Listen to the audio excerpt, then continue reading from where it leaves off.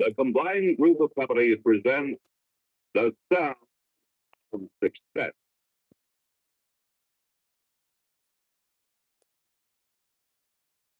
Chairman of the Board of the combined group of companies, Mr. W. Clement Stone.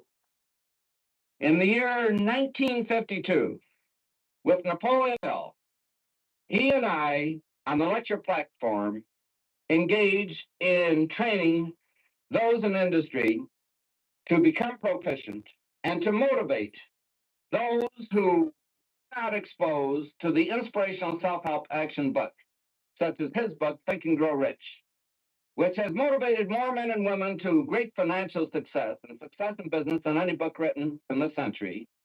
We were able to affect the lives of many thousands. Actually, I can give you thousands of cases where the lives of individuals have been changed, particularly where they had serious problems, or particularly where they were ambitious to succeed, because of one of the inspirational self-help books that are available to you, be it Think and Grow Rich, be it Success or Positive Mental Attitude, The Success System Never Fails. I mention any one. You have within the covers of these books the secret whereby you can have anything in life you want that doesn't violate the laws of God or the rights of your fellow men. Whether it's the acquisition of wealth. Many of our men have made their millions. We have many employees who over the years have become wealthy. Many have found the answer to good physical health, good mental health, how to influence their children, how to achieve anything that's worthwhile. But there's a price one has to pay. Most people won't pay it. And that is to think in the broadest sense of the word, which means that you have to take time for study time, thinking time, planning time. And now, Think and Grow Rich. This is Earl Nightingale. The purpose of this recording is to tell you about and try to condense one of the most amazing books ever written, Think and Grow Rich by Napoleon Hill. Without question, this book had a greater influence on the lives, accomplishments, and fortunes of more individuals than any other work of its kind. All over the free world, there are literally thousands of successful men in all lines of work who are where they are today because they once picked up and bought a copy of Think and Grow Rich, and they'll be quick to tell you so. I first discovered this remarkable book in the fall of 1949. It was of enormous help to me. It helped me decide once and for all how I was to accomplish my goal. It unified my thinking and gave me a straight, clear road to the point I had decided to reach. One of my closest friends found the book several years ago and stayed home for 3 days reading and digesting its material, and he then went on to reach the top in his industry. I've sat in richly paneled, carpeted executive offices and listened to world-famous business leaders, some of them old enough to be my father, tell me that everything worked out fine after they had read Think and Grow Rich. Now, what's the secret of this amazing book? Why has this book, out of all the thousands of self-help books, remained the one towering giant? I think to understand this, you have to know Napoleon Hill as I do. He certainly was not the first man to be appalled at the poverty and seemingly endless struggle and lack of direction he saw about him as a boy and as a young man, nor was he the first to write on the subject. But he possessed two unique, highly developed abilities seldom found in one man. The first was in the manner in which he approached his subject. Napoleon Hill went after the answers to achievement in the same way a scientist seeks to open to the light of reason a secret of nature.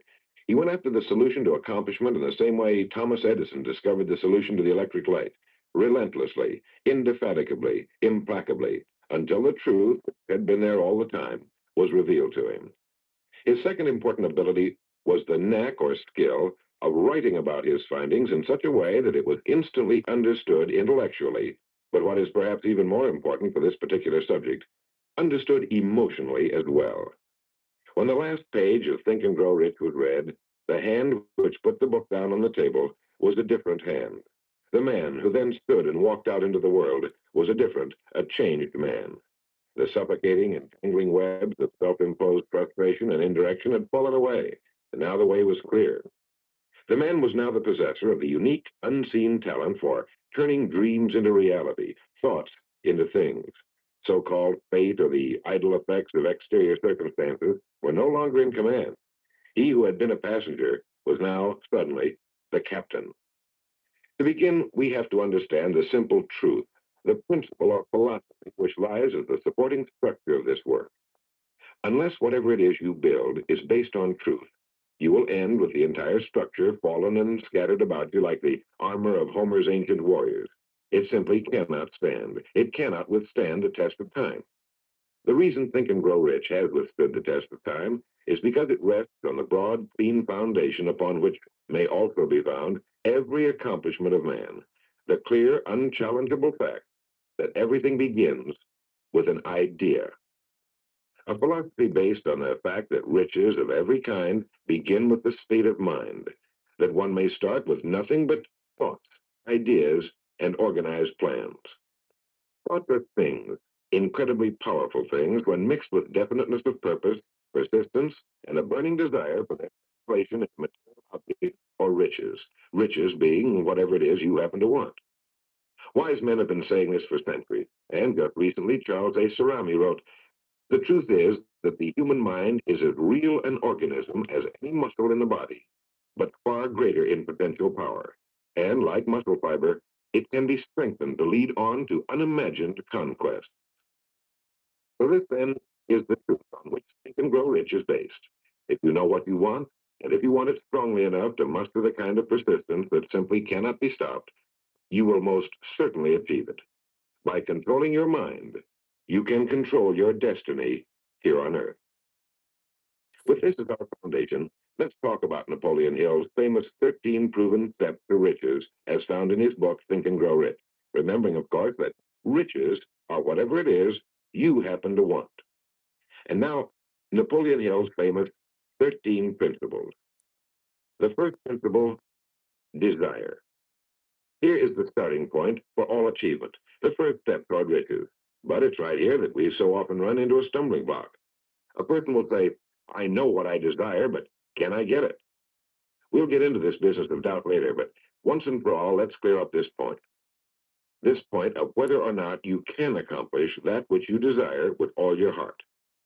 I think it was best expressed by Emerson, who wrote, "There is nothing capricious in nature, and the implanting of a desire indicates that its gratification is in the constitution of the creature that feels it." In other words, you would not have the desire unless you were capable of its achievement. Each of us has a built-in governor, and our desires are modified by our abilities and leanings. Whatever it is that you desire with all your heart, understand once and for all that it can and should be yours. In Think and Grow Rich, Napoleon Hill cites example after example of why your burning desire is nothing more than an accurate picture of what you will one day become. So right here, firmly establish in your mind that which you desire more than anything else. For, as Helvetius put it, by annihilating the desires, you annihilate the mind. Every man without passions has within him no principle of action, nor motive to act. A good way to determine whether or not you really have a burning desire is to examine the way you go after it. If you go after that which you think you desire tentatively, timidly, in an attempt to play it safe, you don't have a burning desire at all. You can't get to second base if you keep one foot on first. But if you're willing to burn your bridges behind you and say once and for all, "This is it, this is what I will do, and I will never retreat, I'll never go back," then you have the sort of desire that can only end in success. It takes that kind of resolve to be able to keep picking yourself up after the falls you're bound to take. The only people who don't make mistakes are those who never try anything, the timid feeders in the lagoon who never venture into the broad, deep sea beyond. While these principles will work for anything you may want, a more harmonious home life, a more successful career, for our example, let's say your desire happens to be more money, to better care for your family and provide for your future years, to get your share of the prosperity that lies ahead. Napoleon Hill gives us 6 definite, practical steps to follow. 1. Fix in your mind the exact amount of money you desire. It is not sufficient. "I want plenty of money." Be definite as to the amount. There's a psychological reason for definiteness, which will be described in a subsequent principle. Number 2, determine exactly what you intend to give in return for the money you desire. There's no such reality as something for nothing. 3, establish a definite date when you intend to possess the money you desire. And 4, Create a definite plan for carrying out your desire and begin at once, whether you're ready or not, to put this plan into action. 5. Write out a clear, concise statement of the amount of money you intend to acquire, name the time limit for its acquisition, state what you intend to give in return for the money, and describe clearly the plan through which you intend to accumulate it. 6. Read your written statement aloud twice daily, once just before retiring at night and once after arising in the morning. As you read, see and feel and believe yourself already in possession of the money, or whatever your goal happens to be.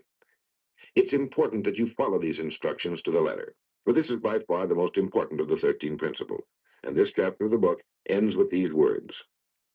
Through some strange and powerful principle of mental chemistry, which she has never divulged, nature wraps up in the impulse of strong desire that something which recognizes no such word as impossible and accepts no such reality as failure. The second principle is faith.